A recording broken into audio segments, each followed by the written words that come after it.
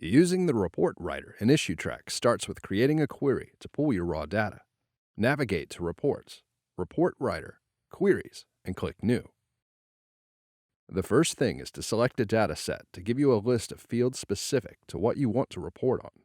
For example, if you want issue and note data, you would select the Issues Notes dataset. Once you select a dataset, you'll get a list of available fields to report on.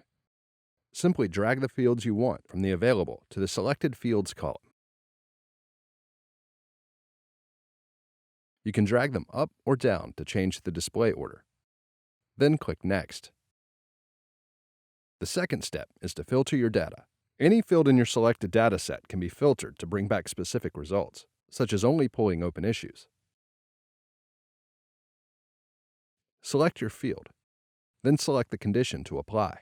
The condition values change based on which field you select. Some conditions allow you to select a specific value for the field. In those cases, click the magnifying glass. Select the value and click Update to close the pop-up. Then click Save Filter Expression. You can create multiple filter expressions. Then use the filter statement at the bottom of the page to determine how your expressions should be applied.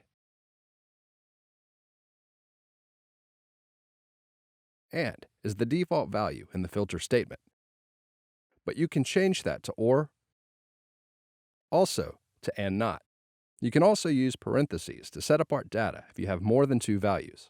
Once you're happy with your filter expressions and statement, click Next. Step 3 is where you give your query a name and description.